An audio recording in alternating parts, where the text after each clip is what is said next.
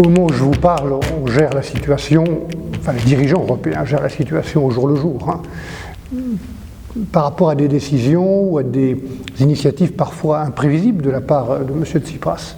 C'était assez imprévisible, alors qu'il est Premier ministre depuis quelques mois, qu'il a la légitimité pour diriger ce pays, il a une majorité au Parlement grec, qu'il annonce sans crier gare un référendum, alors même que la négociation n'a pas été terminée, qu'elle n'a pas été conclue, qu'il a lui-même levé le pied, si je puis dire, dans cette négociation en refusant les toutes dernières propositions qui ont été faites et qui consistaient quand même à un apport d'argent frais de près de 15 milliards.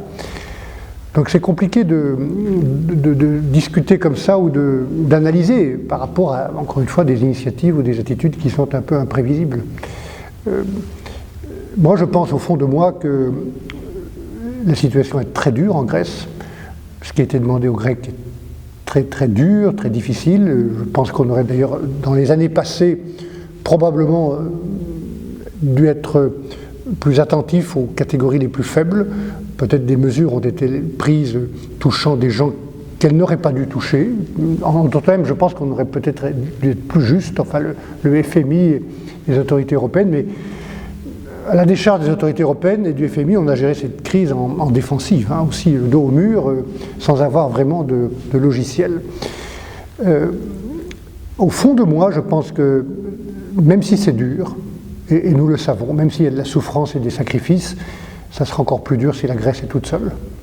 Parce que ce déficit, c'est le sien. La mauvaise gestion des différents gouvernements grecs, c'est la responsabilité des Grecs. Et malgré tout, ils ont bénéficié d'une solidarité qui est la règle en Europe.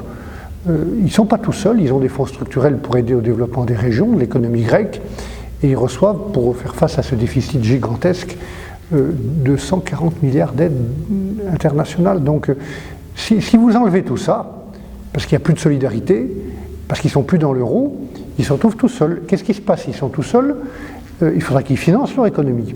Ce n'est plus les créanciers publics qui vont financer, ni le FMI, ni les autres Européens, parce qu'ils auront été échaudés. C'est donc les financiers privés, ce sont les marchés privés. Et donc vous mettez la Grèce dans la main de la spéculation internationale. Je trouve que ça serait encore plus dur que ce que ça n'est aujourd'hui.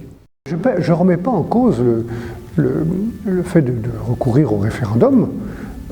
Simplement, les leçons que je tire des différents référendums qu'on a eus en France, c'est qu'il ne faut pas poser plusieurs questions à la fois quand vous ne demandez qu'une seule réponse.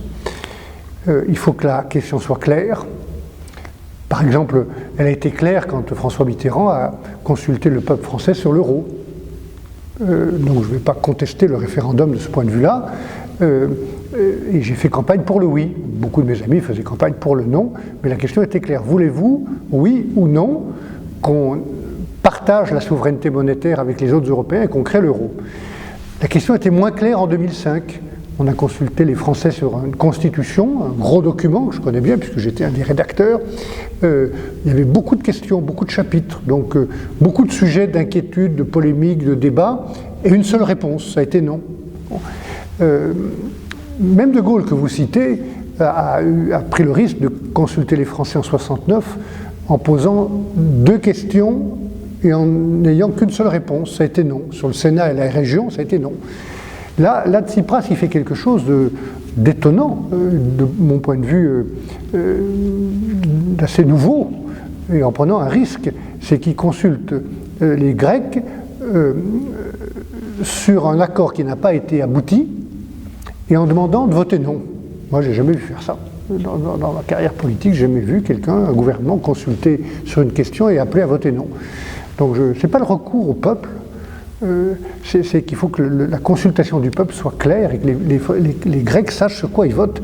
De mon point de vue, et ça a été dit par François Hollande, par Madame Merkel avec des mots différents, le vote de ce dimanche, c'est oui ou non, on reste dans la zone euro. Si on reste dans la zone euro, on reste dans la solidarité avec ses côtés positifs et ses disciplines. Si on vote non, on est dans l'inconnu, mais de mon point de vue, la Grèce choisit l'isolement. Ce n'est pas juste de dire que ça n'a pas marché, parce que la Grèce est dans cette situation depuis de longues années. Elle a un déficit considérable, elle a un endettement qui est l'un des plus graves de tous les pays européens, et elle a reçu ce soutien international à hauteur de 240 milliards d'euros. Et ce que j'observais juste avant que M. Tsipras ne soit élu, comme les Grecs l'ont voulu, c'est que le précédent gouvernement de M. Samaras avait obtenu des résultats. La croissance revenait, les déficits étaient maîtrisés. La situation est tellement grave que ça va prendre beaucoup de temps.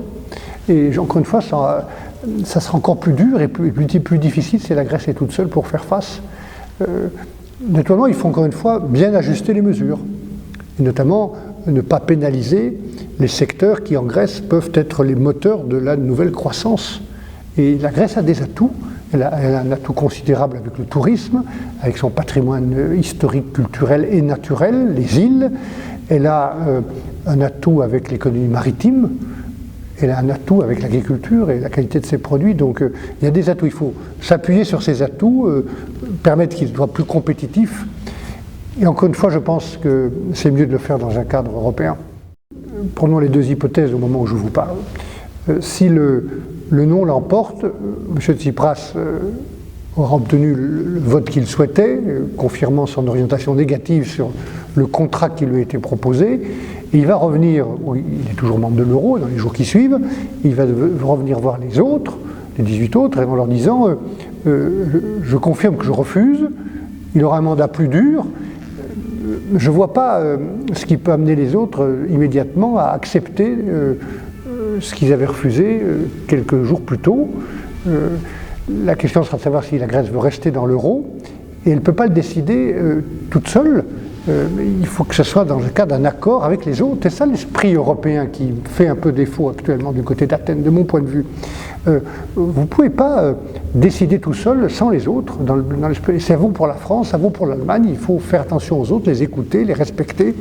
Et si c'est oui, M. Tsipras sera désavoué. Ça ouvre le jeu du coup à remettre sur la table cet accord. Je voudrais rappeler une chose importante, c'est que cet accord, il portait sur la nouvelle tranche d'aide de 7,5 milliards qui était attendue et dont la Grèce a besoin. On était très près d'un accord, à 200 ou 300 millions d'euros près. C'est pour ça que j'ai du mal à me faire l'idée qu'à cause de ces 200 ou 300 millions, on ne trouve pas un point d'équilibre et de compromis. Et du coup, on repartait pour une nouvelle période. Mais les ministres des Finances avaient donné leur accord pour se remettre autour de la table et reparler avec les Grecs du rééchelonnement de leur dette pour être plus favorable ou moins dur. Donc je pense que la Grèce a tout à gagner à se remettre autour de la table et à trouver un accord et un compromis. Il faut faire attention. Les raisons et les contextes ne sont pas les mêmes. Je n'ai pas entendu de telles idées au Danemark, même s'il y a un nouveau gouvernement. Le gouvernement britannique, dirigé par M. Cameron, a en effet décidé de faire un référendum, mais préalablement, il veut discuter avec les partenaires européens. D'ailleurs, il a fait le tour des capitales pour indiquer les sujets sur lesquels il veut retrouver son autonomie. Il faut voir si les autres acceptent. C'est là aussi l'esprit européen. Et puis les conditions dans lesquelles il posera cette question aux Britanniques. Juste sur ce point, je pense que les questions que se posent les Britanniques à propos de l'Europe, les Français peuvent se poser aussi, les Danois. Donc c'est des questions qui méritent d'être traitées sérieusement. J'avais imaginé il y a quelques mois, l'année dernière, au moment du débat des élections européennes, ce que j'avais appelé en anglais une European Added Value Review, une révision générale des compétences des politiques européennes en regardant chacune de ces compétences, chacune de ces politiques, si elle a toujours une valeur ajoutée européenne. Est-ce qu'on a une raison d'agir ensemble? On peut trouver des compétences ou des sujets sur lesquels il y a moins de raisons qu'avant.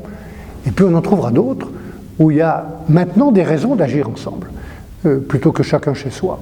Ça, c'est une question à la faveur du débat britannique qui peut être posée de manière transparente, ouverte, publique.